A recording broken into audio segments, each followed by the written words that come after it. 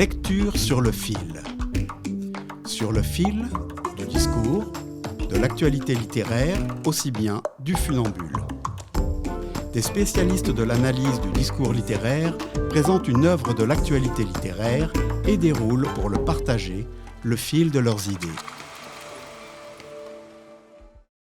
Alors, on ne présente plus Gérard Berthaumieux, vous le savez, qui a donc enseigné à toute une génération la grammaire et la stylistique, qui a formé plusieurs d'entre nous.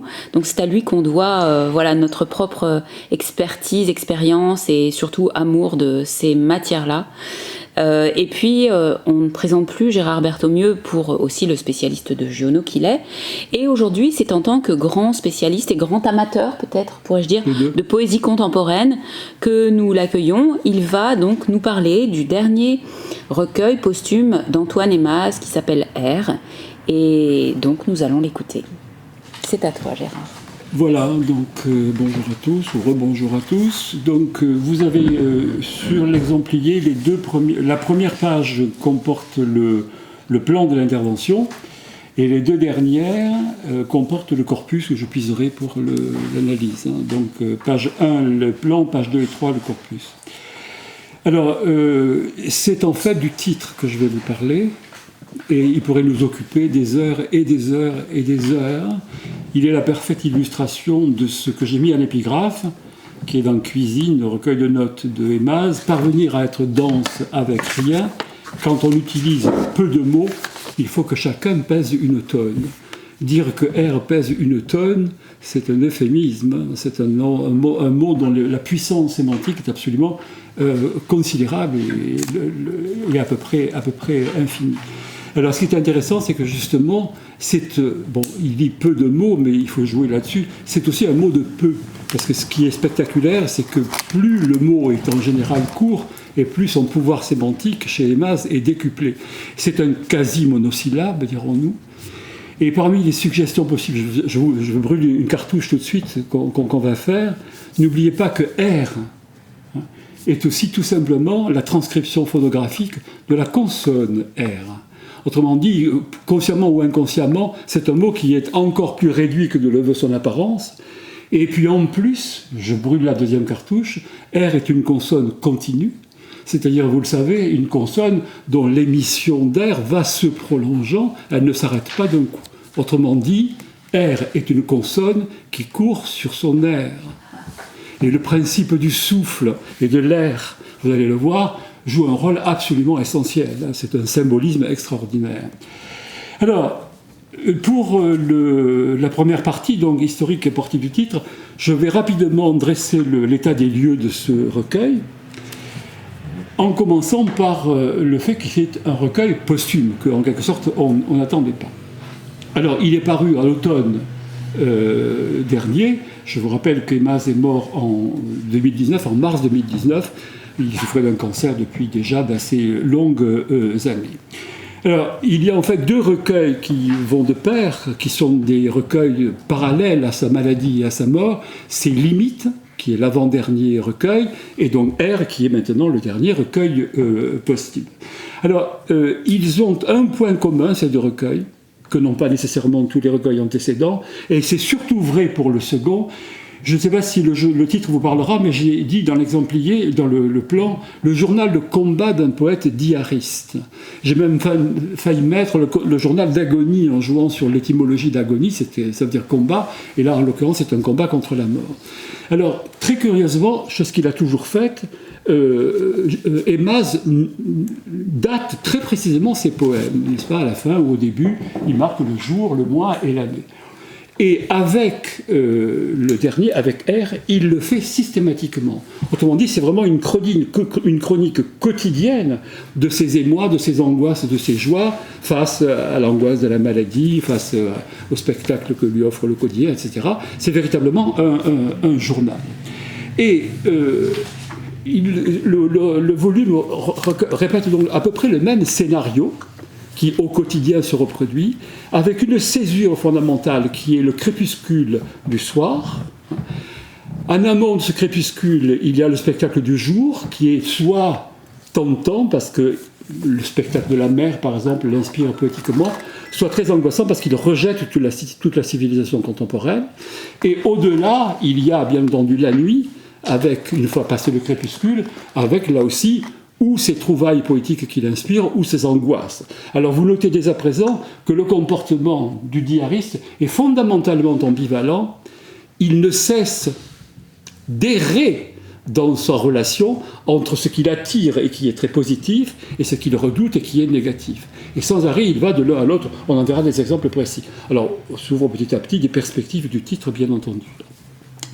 Alors, j'ai mis un sous-titre « Autoportrait de l'homme à la lampe ». Cette césure avec le passage du jour à la nuit vous donne un autoportrait du poète. C'est les citations 1 de votre corpus. Regardez, rien qu'une tête penchée dans la vitre, un corps d'une masse sombre sur sombre, la nappe au citron, le carnet ouvert, sous la lampe un espace presque dur en clair, et après 2 ou 3 mètres, plus rien, la nuit. Voilà comment est présenté l'instant de césure et la façon dont il se voit à ce moment-là.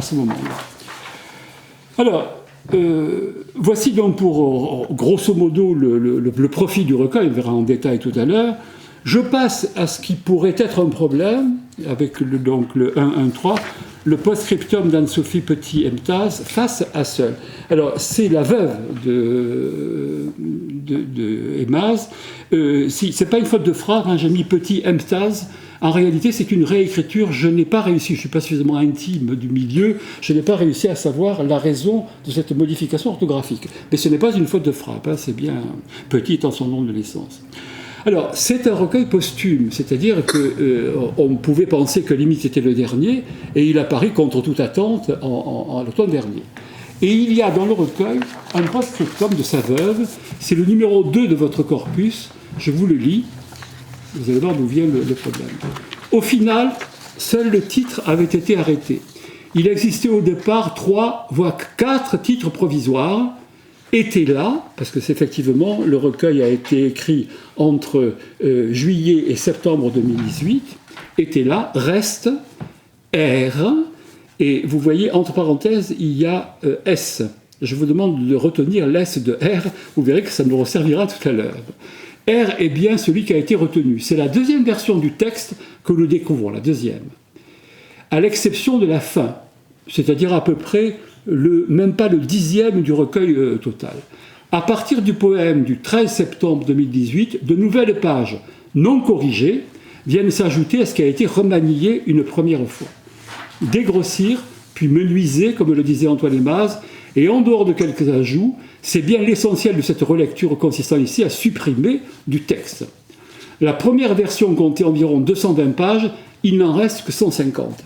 Autrement dit, sur ces 150, il y en a à peu près 135 qui ont été menuisées par Emaz, dont on peut considérer qu'elles sont définitives.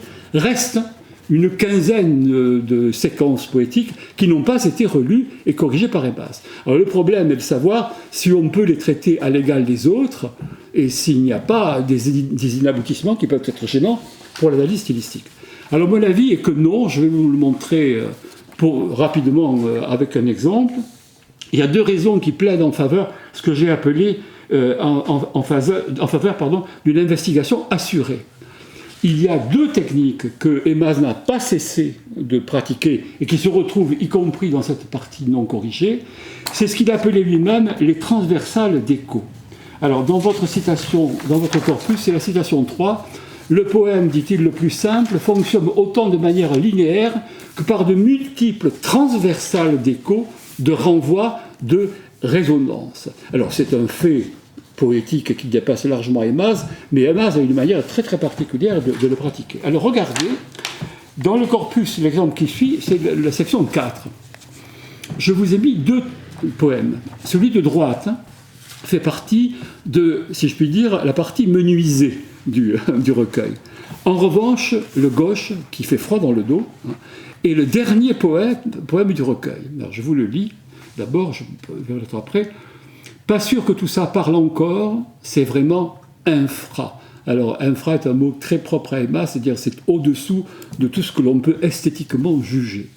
Ça veut dire qu'il n'y a pas beaucoup d'estime pour ce qu'il a fait. Mais qu'est-ce que ça peut faire ? La vraie nuit devant, c'est pire, il n'y a même plus de mot. Et ce mot de la fin, éteindre. Bon, c'est assez glaçant. Bon. Regardez à droite. Dans ce qui reste, on peut encore trouver de quoi faire. Bien sûr, ce n'est pas vraiment brillant, mais qui demande à être étoile ou pailleté, maquillé plein feu quand il n'y a personne devant? On va juste allumer la lampe, ça suffira bien pour éclairer la main, la page ou se tenir en face de seul. Il est évident que les deux poèmes sont pensés en rapport, l'un par rapport à l'autre. Dans l'un, il vous est dit « on va allumer la lampe » et c'est le moment où commence la création, le travail des mots, etc. À gauche, vous avez « éteindre ». Et je ne suis pas certain, alors voilà, c'est le seul exemple qui me fait douter, on voit le procédé, éteindre d'une part, allumer la lampe d'autre part, donc c'est bien la preuve que tout était déjà pensé, mais je ne suis pas certain que éteindre soit d'une intelligibilité suffisante. Ça veut dire quoi? Est-ce que c'est injonctif? Est-ce que c'est constatif? Est-ce que c'est un constat de désespoir final? Il ne reste plus qu'à éteindre, parce qu'il sait qu'il est arrivé au bout, c'est possible, mais on est obligé de douter. Alors voilà sans doute le seul exemple où on peut hésiter justement sur le caractère achevé du travail d'Aimaz, mais qui n'empêche pas que c'est pris évidemment dans un réseau de sens qui est très, très élaboré. La deuxième technique qui fait que le travail, on peut le considérer comme abouti, c'est évidemment le travail sur le titre. Alors, je passe dans mon plan, transversal d'écho 2, le monosyllabe et sa capacité de résonance. Alors, en fait, un monosyllabe, pour Aimaz, est une chambre d'écho. Il est traversé par une multiplicité d'associations. Et curieusement, on dirait que plus le mot est petit, plus il est étroit, plus il a une capacité de résonance sémantique extraordinaire. Alors, je vais vous donner un exemple avant de revenir sur R. Regardez dans votre corpus le titre 5, le numéro 5. C'est l'avant-dernier recueil de Aimaz qui s'appelle Os. Alors, en matière de monosyllabes, on ne fait pas mieux. Je ne connais qu'un poète qui ait autant pensé le monosyllabe avant Aimaz. Il faut remonter quelque part en arrière. C'est Hugo. C'est Hugo particulièrement, vous savez, au début de William Shakespeare, où il y a une réflexion sur les mots petits, ce qu'il appelle les infusoires lexicaux, et qui bien souvent recoupent, bien que les inspirations ne soient pas les mêmes, qui recoupent Aimaz. Alors, Os, dit-il, le titre me plaît bien dans son épaisseur monosyllabique. Ce qui reste après consommation de la viande, problème, difficulté, il y a un os, comme on dit, ouvrier spécialisé, OS, le poète dit autre chose, carcasse, ce qui tient debout le corps, ossement, ce qui reste, et point de suspension. Voilà, donc il déploie effectivement les transversales d'écho, ou plutôt les échos dont le mot est traversé, n'est-ce pas, avec une possibilité. Alors je vous fais remarquer dès à présent que c'est rarement, il faudra y penser pour R, c'est rarement un phénomène de syllabes augmentées. Parce que quand on parle de syllabes, ça signifie qu'il y a nécessairement deux ou plusieurs sens enregistrés tels quels. Or, vous avez vu que là, qui sont donc actualisés, là, en fait, il y en a un qui fait tout à fait écart, c'est Os, qui est arrivé un phénomène OS, ouvrier spécialisé, un phénomène d'homonymie, qui n'a rien à voir, mais qui est assimilé, bien entendu, par les possibilités de sens et d'évocation du mot. On le verra pour R, c'est pareil. Donc, vous voyez bien que la technique d'R, qui est exactement la même, est la preuve d'une maturation certaine, puisqu'elle a été déjà pratiquée de manière identique avant avec Os. Donc, il n'y a pas de doute. Alors, cet état des lieux étant fait, je passe à la genèse du titre lui-même, qui comporte une énigme. Bon, je l'ai déjà posée tout à l'heure à Cécile et à Romain.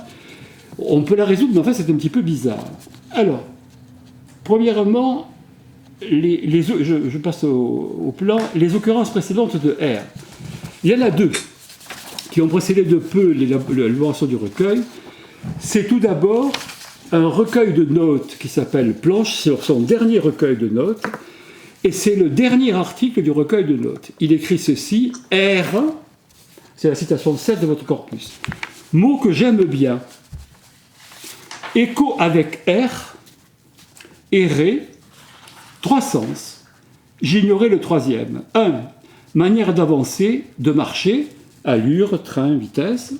2. Vitesse acquise d'un bateau, c'est le sens que j'utilise d'ordinaire, nous aussi, c'est le seul qui soit resté vivant, je vais y revenir. Enveinerie, alors ne l'oubliez pas, trace, au pluriel, d'un animal, les airs d'un cerf. R, écrit-il pour finir, au pluriel, titre pour un recueil de notes. Parce qu'effectivement, les notes il en a écrit beaucoup de livres de notes, de Yémaz ne sont absolument pas des traités. Elles suivent un parcours très très libre, ça saute par saut et gambade, n'est-ce pas? Donc on a l'impression que la pensée erre un peu au hasard à travers des domaines extrêmement divers. Donc R, ce serait évidemment un magnifique... Alors, en réalité, ça n'a pas été un titre pour un recueil de notes, ça a été un titre pour un recueil de poésie, absolument. Voilà, première apparition, donc R paraît en 2016, le recueil de notes, vous voyez, donc un petit peu avant, mais c'était tout à fait vers la fin de la vie de... Alors, deuxième dans votre plan, deuxième apparition, excusez-moi, je cherchais le mot, c'est l'expression sursonnaire. Alors, vous l'avez uniquement dans le volume, j'ai cherché dans aucun volume précédent, je sais qu'il en a écrit beaucoup, Yémaz, dans aucun recueil on trouve le mot R. Donc c'est visiblement une apparition très tardive dans son œuvre. Et il l'utilise dans Limite, le recueil qui a précédé. Alors, exemple 8 et 9. Regardez dans l'exemple 8. Alors, vous allez voir en plus avec un échantillon de la syntaxe de Yémaz qui est particulièrement audacieuse. Demi-épave. Alors, pour gagner un peu de place, je n'ai pas mis tous les poèmes à la suite, je les ai alignés. Alors, quand vous avez un double slash, ça veut dire que dans le texte original, il y a un alinéa, mais en plus, il saute une ligne. Quand vous avez un simple slash, ça veut dire qu'il y a un simple alinéa, mais il ne saute pas de ligne. Demi-épave, il, corps, peine. Vous vous rendez compte?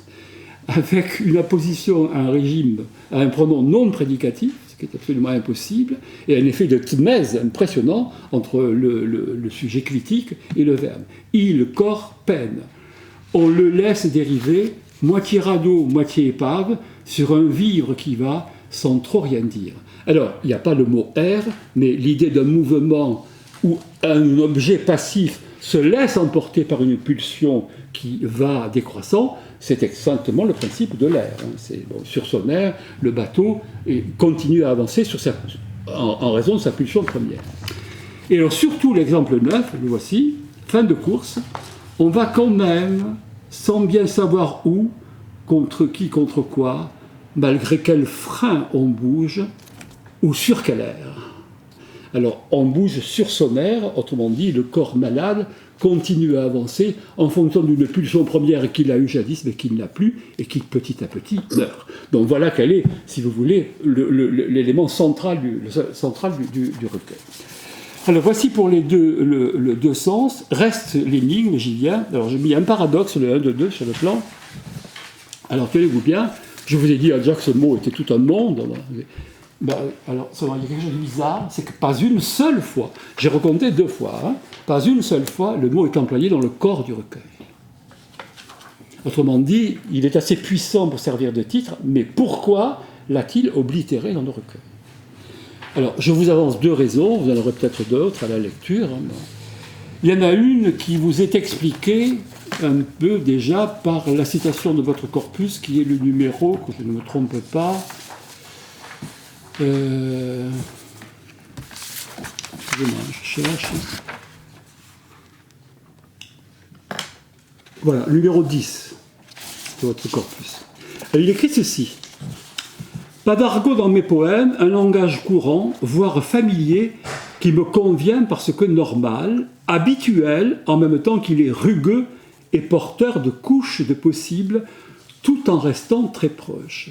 Alors, ce qu'il dit pour l'argot, donc il nous tire vers le bas, il le dit également pour les mots qui sont un petit peu précieux, très littéraires, etc., etc.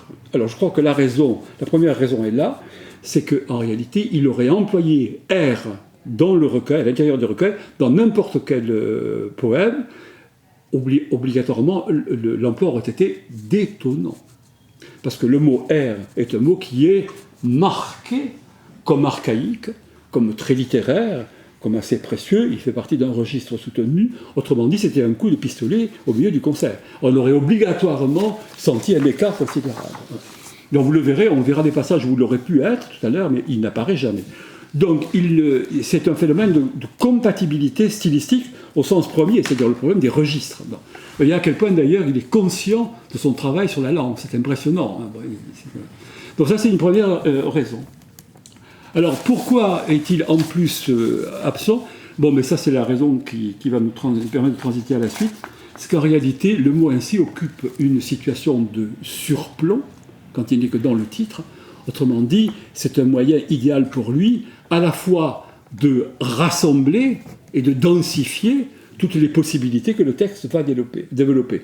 Et on ne peut pas trop jouer à le faire tomber dans tel ou tel contexte, parce que si vous le faites tomber dans tel ou tel contexte, indépendamment du registre, forcément, vous réduisez la possibilité de compréhension du mot. Tandis que là, il reste dans toute son extension, une fois qu'il est donné pour titre. Donc je pense que c'était indispensable de le garder tel quel. D'où, alors je vous ai mis la situation de surplomb et la condensation des possibles associatifs. D'où, évidemment, la tentation. D'ailleurs, évidemment, c'était un événement sur lequel, quand il avait paru, le nombre de comptes rendus de lecture qui se sont effondrés sur lui, si je puis dire, et tous les comptes rendus de lecture, même venant, je ne citerai personne très éminente, bon, sont allés de la possibilité associative du titre, en pensant d'ailleurs à certains passages que nous avons lus. Et alors, à ce moment-là, ça devient un excès, c'est-à-dire qu'on fait rentrer dans le mot à peu près tout. Or, c'est ça. Alors j'ai fait un vilain jeu de mots, j'ai dit regardez en deux, il va s'agir pour nous de serrer l'air. D'ailleurs le calembour, vous allez le voir, il le fait. Il faut absolument savoir, parmi tous ces possibles associatifs, ce qui est effectivement catalysé et ce qui ne l'est pas. Je vais vous donner un exemple. Quand on dit air, alors il y a air, on va le voir, mais il y a aussi terre. Or le mot terre est un des mots cardinaux du lexique de Ebaz. Il y a un triangle sémiotique chez Ebaz qui unit terre à mot et mot à mort qui renvoie à terre. La terre est souvent le matériau sur lequel il travaille. Il compare le langage à une glaise ou à une terre. Donc la terre suppose les mots. Les mots consonnent avec les morts qui en plus sont dans la terre. Donc il ne cesse de parcourir ce triangle. Le mot terre est un des mots les plus exposés dans le recueil. Or, jamais, vous allez voir dans les exemples, il y en a beaucoup que vous lirez ou relirez après, jamais la saillance d'un rapport avec terre n'est présent. Il y a quand même des facteurs qui, dans le contexte, devraient catalyser l'association. Non, elle n'y est pas. Il faut vraiment l'inventer. Donc, le difficile, c'est pas de trouver le principe de l'association, c'est d'arriver à le limiter. Qu'est-ce qui rentre dans le champ associatif de R? Et comment serrer l'air? Alors c'est ce qu'on va voir maintenant. S'il y a des questions, je suis prêt à m'arrêter tout de suite. J'ai l'impression d'avoir été très confus, je suis très... Non, du tout. Pas du tout. Continue. Bon, alors on va passer au plat de résistance. Donc le corpus est très bien, je l'ai agrandi de façon à ce que vous puissiez après relire des exemples complémentaires. Je vais peut-être en piquer certains, vous verrez si... Alors, la partie sera divisée en deux. Comme vous le voyez, je vous donne rapidement les articulations. Alors, d'abord, vous verrez que dans un des sens de R, qui va se préciser, est en rapport à mettre avec errance, errer, aller un peu au hasard, etc. Quand vous lisez R dans sa suite, c'est un parcours, effectivement, erratique. On a l'impression que le poète pense, mais ne sait pas très très bien où il va. Et ce qui est très net, c'est l'alternance entre le pôle positif de sa réflexion et le pôle négatif. Sans arrêt, il oscille de l'un à l'autre, ce qui augmente l'impression d'errance de la pensée.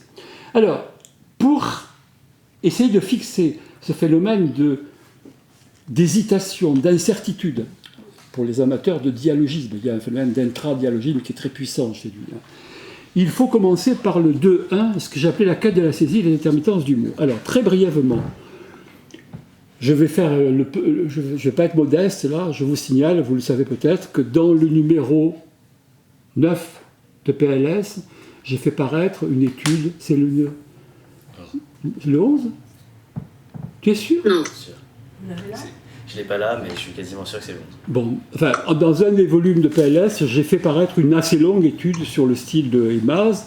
Donc, ce que je vais dire, vous le trouverez beaucoup plus détaillé si vous vous reportez, si vous voulez le faire, vous vous reporterez au volume. Il faut situer rapidement l'esthétique poétique à laquelle Ebaz appartient. Bon, il appartient à ce qu'on pourrait appeler la poésie de la saisie au XXe siècle, qui comporte des gens aussi différents que super-vieille d'une part, vous connaissez l'extraordinaire, c'est beau comme la nuit.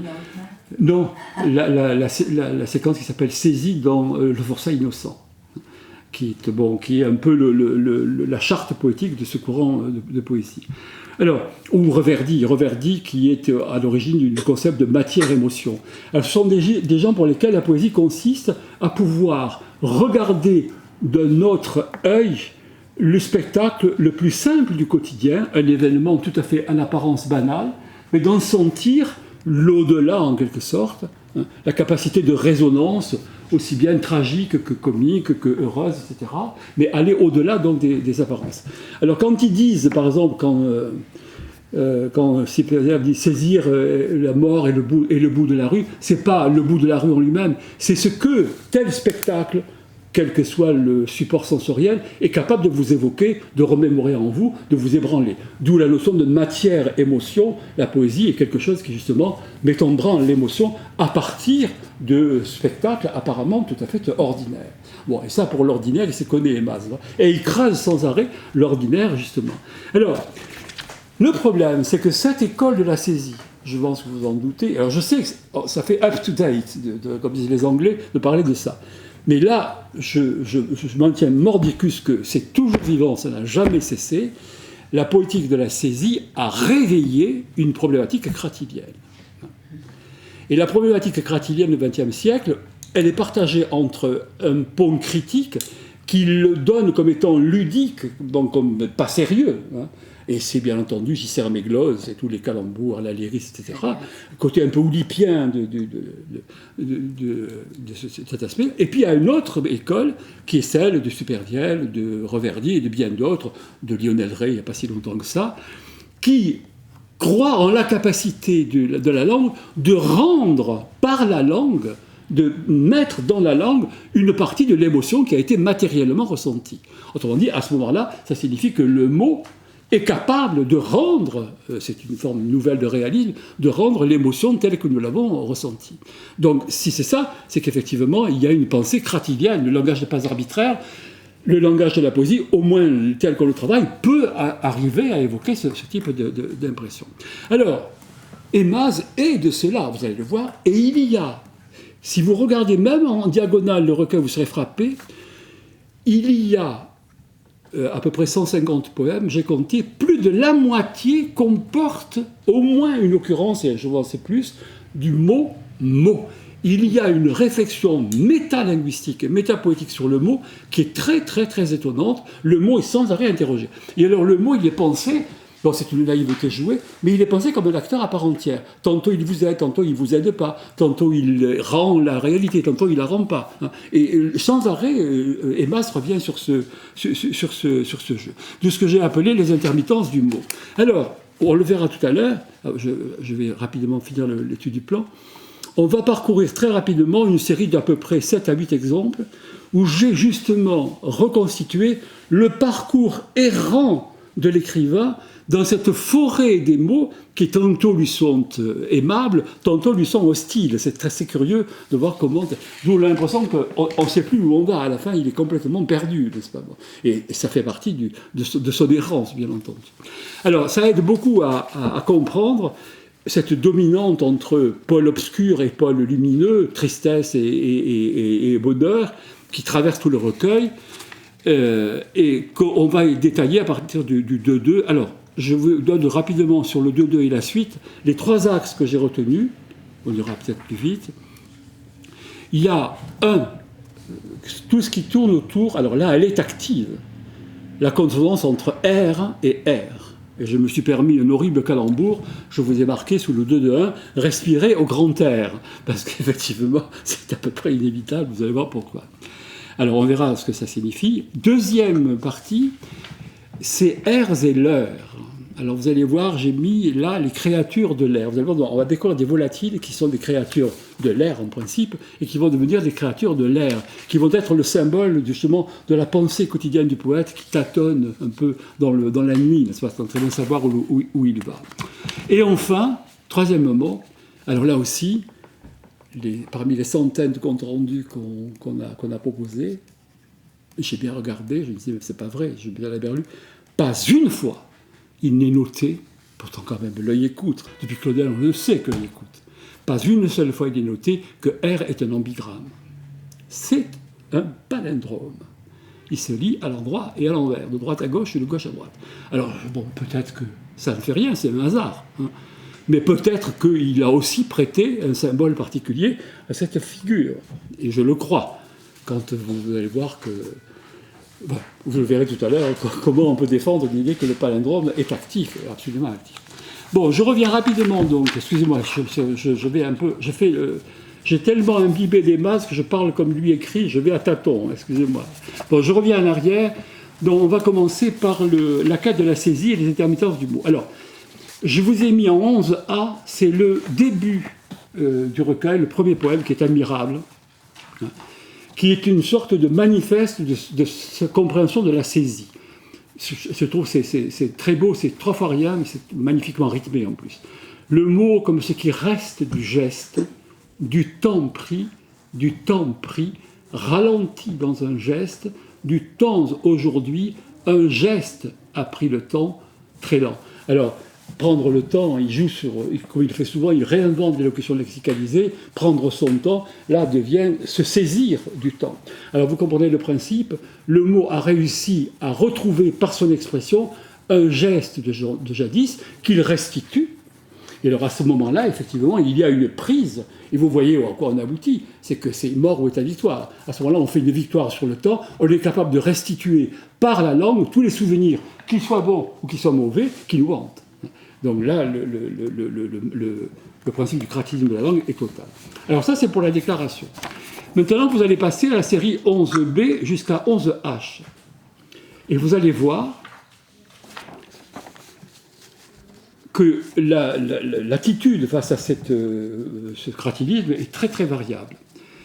Alors, je lis rapidement avec vous le 11B. Alors le 11B vous donne une confiance à peu près totale. Laissez filer le col, respirer le silence, le temps sans heurts, laissez aller les mots, la main, pour saisir ce qu'ils veulent dans ce qui reste, les miettes du jour ou d'une vie, un paquet de tabac ou un bol de groseille, un verre de vin, voilà la formule, des riens, mais là. Donc c'est l'effet de présence qui fait la valeur de la poésie. Elle est capable, avec les mots, de restituer la matérialité d'une présence ressentie. Bon, ça, c'est le credo. Et puis après, ça se gâte. 11C. Ce serait plus simple de laisser tranquilles les choses et les oiseaux, les arbres, la lumière, ne pas leur demander plus, laisser filer le soir, on l'a fait tant de fois, et il a filé. Alors pourquoi là, ce soir, tenter d'attaquer le mur, les oiseaux, le ciel, qui s'en fichent des mots? Alors voilà la délégation, n'est-ce pas, au point de vue tout à fait contraire, déception et découragement. Alors la réponse à pourquoi est-ce qu'on insiste, on l'aura tout à l'heure dans le 11H. 11D. Alors là, c'est la confiance, disons, modeste. Même avec les mots en poche, on n'est pas gagnant à tout coup, on peut juste habiller un peu les choses, faire en sorte de ne pas perdre pied. Au-delà, inutile de rêver, il n'y a pas de paradis, juste des abris de mots, quand ça se trouve, pour prendre un peu le temps et desserrer, retenez bien le verbe desserrer, on va le retrouver, desserrer la gorge, de quoi faire, ça c'est très beau, un petit feu de mots. On se contente de peu quand on n'arrive pas à croire pleinement au cratinisme. 11E, alors là c'est la confiance lucide. On n'a pas trop prise sur ce qui vient, les mots prennent au passage, ou parfois rien. Voyez, donc une fois ça échoue, une fois ça réussit. 11F, aimer oui bien sûr, mais ça ne veut pas dire grand-chose, d'un peu précis. Trop encombrer les mots, saturer, en tout cas ce n'est pas ce qui a eu lieu ce soir, avec cette caresse qui vient comme de plus loin que la lumière seule, muette sur le ciel. Voilà quelque chose que le langage n'a pas su restituer. Donc là c'était l'aveu d'échec. 11G, on n'a pas fini avec vouloir posséder, on n'a que des mots pour prendre, même en douceur, et ça finit pareil dans le faux. Alors là, on est véritablement dans le découragement total. Est-ce qu'on peut autrement, comme un poème, sans emprise? Est-ce qu'on peut se passer du rêve de la saisie? Apparemment non, mais à ce moment-là, il faut accepter de se heurter aux impuissances de la langue. Enfin, 11H, alors là, on va avoir le pourquoi de l'insistance à vouloir restituer par les mots. Il dit, au fond, c'est pareil de soir en soir, le ciel, le vent tombe, les arbres fondent. Pourquoi dire encore ajouter? Parce qu'on est encore là en surnombre, parce que cette fois sera peut-être la bonne, on saisira enfin ce qui calme dans ce paysage de rien, parce qu'on existe, ça c'est une formule redoutable, parce qu'on existe d'écrire ce soir. C'est pour ne pas mourir qu'on écrit, même en sachant qu'on est impuissant par l'écriture. C'est un peu la leçon du recueil tout entier. Donc voilà, vous voyez, donc j'espère que vous avez été très sensible au parcours, pour le moins zigzagant, de cette pensée sur les mots, qui définit effectivement un mouvement d'errance, et toujours en train de côtoyer l'erreur. Voilà. On va voir d'autres aspects. Alors je passe maintenant aux 3 axes comprimés dans le mot, d'où respirer au grand air. Alors, vous allez voir dans le corpus, tout d'abord les exemples 12A et 12B. Alors, vous allez voir qu'on va retrouver ici ce qu'on trouvait dans Limite, c'est-à-dire un fantôme d'air qui n'est pas cité, puisque le recueil s'y refuse, mais qui évoque ce mouvement mourant et où quelque chose de passif est entraîné. Alors il dit comme séparé à l'intérieur, 12A, entre ce qui lie encore les êtres, les images et les mots, et puis le corps qui va sa fatigue, s'enfonce dans une sorte de pénombre, sa route de nuit à lui. Donc il y a bien l'idée d'un cours qui se poursuit et où le corps est petit à petit emporté. Encore mieux 12B, là on est tout près du mot R, mais il n'apparaît pas. Le temps va, le corps suit son cours, peine à poursuivre, mais c'est le même refus posé. Oui, donc on voit l'air au sens le plus premier du mot, en tout cas. Alors, on va, au-delà de cet exemple, on va voir. Donc, excusez-moi, j'ai perdu mon écho de l'accent. Oui, on va voir en 2, 2, 1, 1, 2, ce qui va être fait à partir de ce mouvement, qui est un mouvement purement passif. J'ai appelé ça glisser lent et pente 12, desserrer, débrouiller, dénouer, trouver un peu d'air. Alors, la formule desserrer, débrouiller, dénouer, trouver un peu d'air, elle est empruntée à Limite. Mais elle se retrouve également de manière plus ou moins latente dans R. Regardez desserrer. Il y a bien sûr serrer. Mais dans serrer, il y a R, bien entendu. Donc il a associé desserrer à son mot pilote, bien entendu. Et desserrer, qu'est-ce que c'est faire? Et permettre au corps et à l'esprit de retrouver un peu de calme et de liberté. Desserrer, c'est passer de l'air à l'air, bien entendu. Et il joue de la consonance des lots en passant là du négatif au positif, bien entendu. Vous allez le voir avec les exemples. Alors, je passe aux exemples 12C à 12F.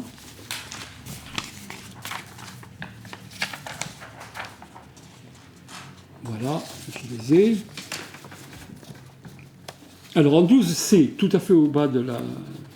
Juste se laisser porter, on ne sait où, ça va, mais ça part en silence, et on reste là en main, quelques mots tièdes, un dernier carré ou une maison pour dormir, une berceuse, un blues, on y revient en boucle, sans magie, mais capable de s'allier au silence. Alors attention, comme un levier ou une vague qui soulèverait le corps, amènerait jusqu'à de l'air.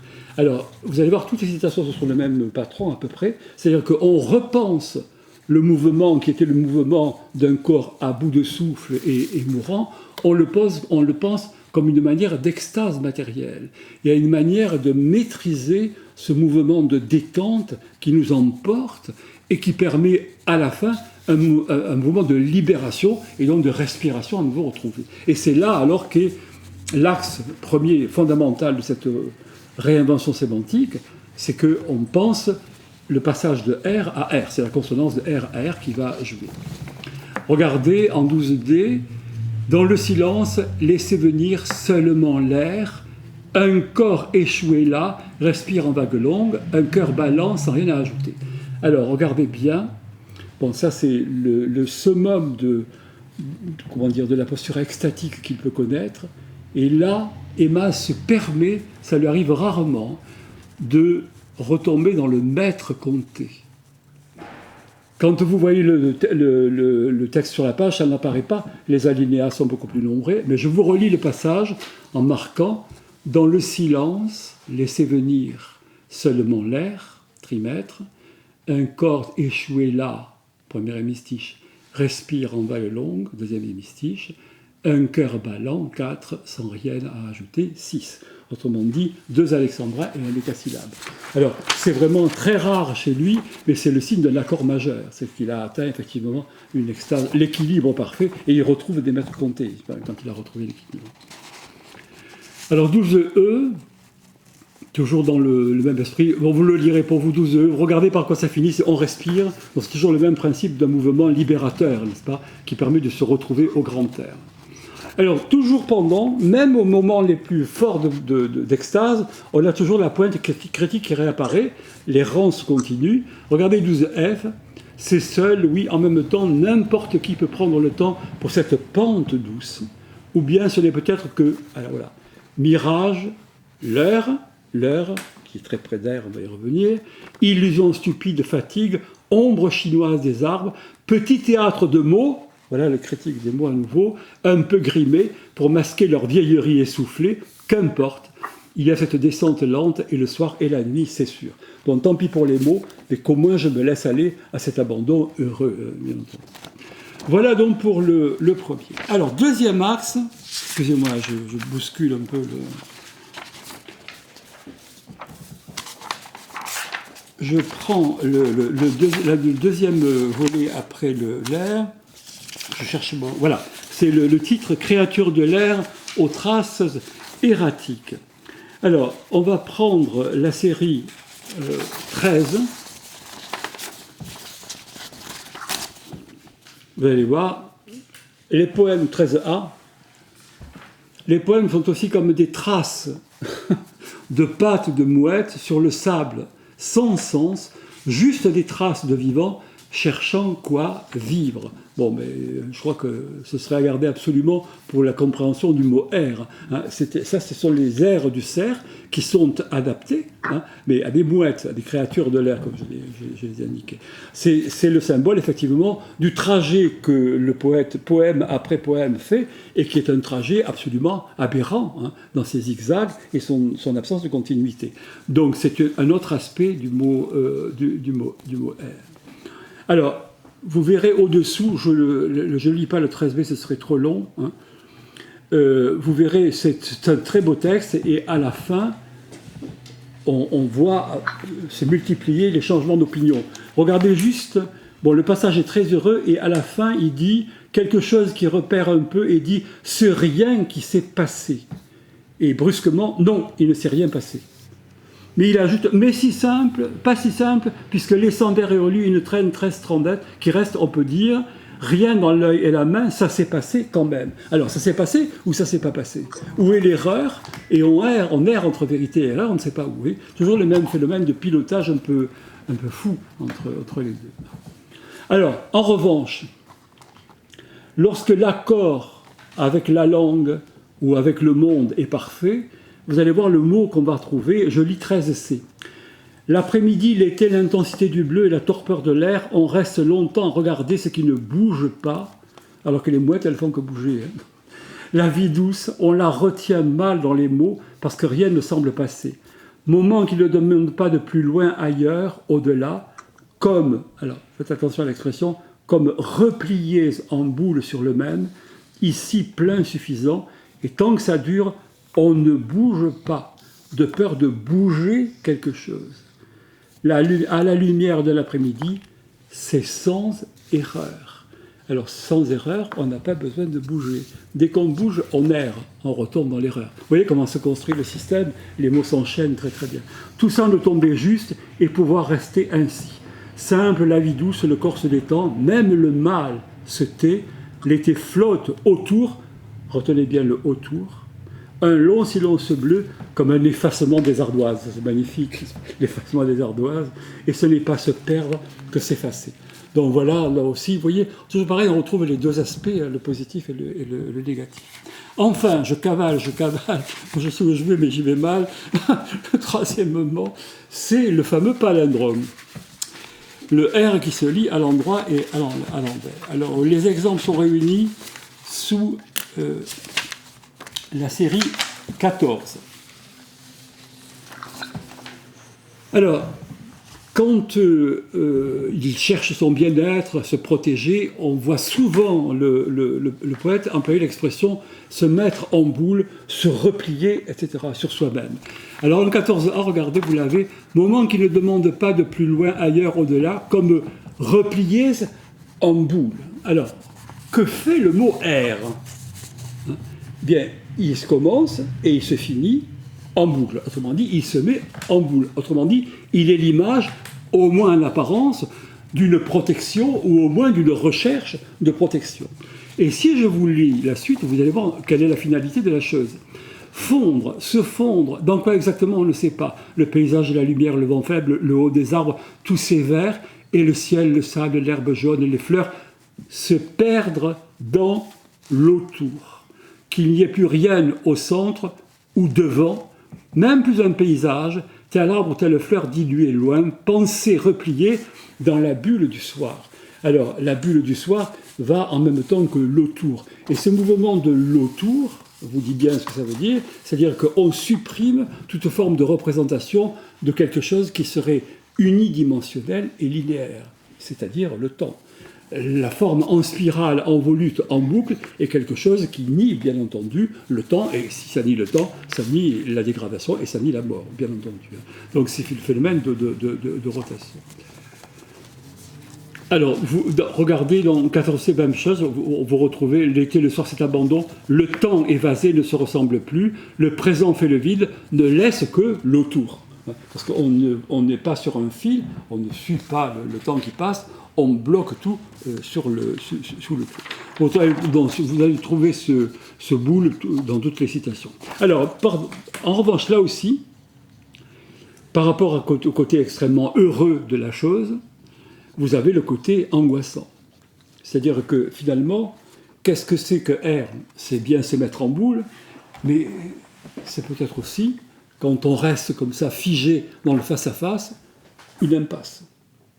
D'où le fait que, sans arrêt dans le recueil, la forme négative, la valeur négative de ce palindrome apparaît sous l'expression « chien de faïence ». On se regarde en chien de faïence, c'est-à-dire que tout est figé, et en réalité, on a beau vouloir ne pas bouger, on est regagné par l'angoisse. Alors regardez, je vais vous en donner deux exemples, 14F et 14G.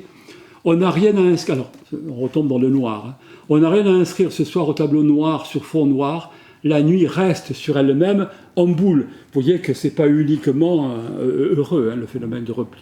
Pareil en face, au fond, on est plié, replié, jusqu'au sombre, sans bien savoir ce qu'on protège. La nuit non plus, mais c'est égal, on peut presque se regarder en chien de faïence. La belle affaire, on n'avance pas beaucoup, hein, parce qu'on se renvoie là. Alors, il y a le texte de Madame Petit-Emtaz emprunte à une parole du recueil qui s'appelle cette admirable brachylogie en face de seul. Vous la trouverez dans le recueil. Et le en face de seul résume justement la leçon du chien de faïence. On est toujours renvoyé à l'image de sa propre solitude. Voilà. Voilà, donc regardez aussi, hein, le 14G, c'est exactement pareil, les chiens de faïence qui réapparaissent, c'est une métaphore obsédante. Alors, j'avais dit 1 heure, je crois que je vais rester dans 1 heure, c'est bien. Alors, dans tout ça, excusez-moi, vous êtes très gentil, j'ai l'impression d'avoir bousculé ça comme un jeu de quilles, mais bon. Alors, il y a quelque chose qui m'intéresse depuis très longtemps, on avait souvent parlé, tous les deux, enfin souvent, je me rappelle, eu des discussions. Si vous avez des étudiants, je vous signale qu'il y a un beau sujet de thèse à faire. Hein. Bon. On manque d'une thèse sur un des mots cardinaux de la poésie, particulièrement de la poésie du XXe siècle, c'est le mot de lieu. Surtout à partir de l'emploi mallarméen, le fameux, dans le texte le coup de dé, rien n'aura eu lieu que le lieu. Donc que le mot lieu, bien entendu. Alors je vous signale, alors, bon, tout ça pour vous dire que R, c'est le type même de mot lieu. C'est un lieu dit. Parce que la poésie a autant parlé du mot lieu que du lieu dit. C'est un lieu dit. Alors, il y a eu dans le PLS 12 qui vient de paraître, le dernier numéro, il y a eu un excellent article de Michel Collot, vous connaissez tous, le grand spécialiste de la poésie contemporaine, qui essaie, alors c'est pas la thèse qui nous manque, mais c'est quand même un très bon article, qui essaie de faire un petit peu un historique à grandes enjambées du mot-lieu dans la poésie du XXe jusqu'au XXIe siècle. Alors il arrive à une conclusion que je partage volontiers, qui est la suivante. Je vous ai mis à la page 1, après le plan, la citation de Michel Collot. Alors je reviendrai sur le A et le B après. On peut même se demander, écrit-il, si la référence au lieu géographique joue encore un rôle dans le poème, si elle n'est pas pour le moins secondaire, et donc si la poésie ne présente pas un cas limite pour la géographie littéraire. Alors effectivement, les exemples qu'il donne montrent que de plus en plus, le mot lieu perd sa valeur réellement topographique de sens, et qu'en réalité, il n'y a pas plus de lieu que de cheveux sur le... Voilà, comme on dit. La géographie est absolument écartée.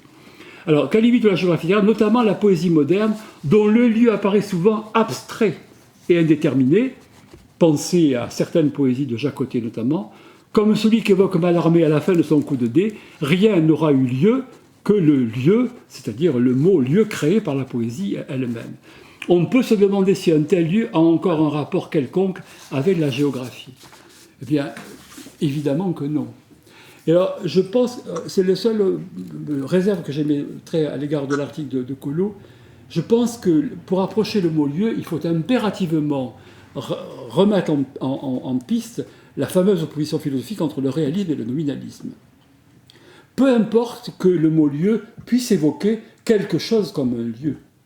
L'essentiel, c'est que la désignation du mot lieu, en réalité, n'est pas simplement l'enregistrement d'un fait réel, c'est la création d'un lieu par le mot lui-même. Et c'est exactement ce qui se passe avec R. R n'est pas un nom de lieu, mais en réalité c'est un lieu, alors presque là, au sens rhétorique maintenant, un lieu créé tout entier par la poésie, qui permet ce que jamais le langage, notre langage de communication courant le permet de faire, c'est de réunir dans un même complexe sémantique les pôles de la pensée et de l'expérience les plus opposés. Voilà pourquoi je m'étais permis, lors du colloque sur Noël, d'intervenir sur l'énantiodromie. Parce que je crois que ce qui fait le nerf du lieu, c'est précisément ce principe d'énantiodromie, c'est-à-dire le fait de pouvoir penser comme coexistant et capable de coexister les contradictoires les plus absolus. Si je puis me permettre, dans R, il y a tout et son contraire. Si vous parcourez tout ce que nous avons vu, il y a effectivement le bilan d'une expérience totalement contradictoire, tel que le mot peut effectivement la synthétiser. Alors étonnez-vous après que le mot R soit exclu d'un contexte dans le recueil. C'est impossible, parce qu'il atteint à un tel déploiement de possibilités de sens qu'obligatoirement vous allez le ruiner si vous l'employez dans un contexte contraignant. Il lui faut toute sa liberté, et une liberté construite par le recueil. Enfin, je ne sais pas si je me suis fait comprendre, mais en réalité, donc, on peut garder du réalisme, le lieu peut référer effectivement à un lieu géographique, mais c'est ça arrive chez Jacques Côté, mais ce lieu géographique n'existe que par le nominalisme de notre langue, la capacité donc en recréer totalement la référence et le sens.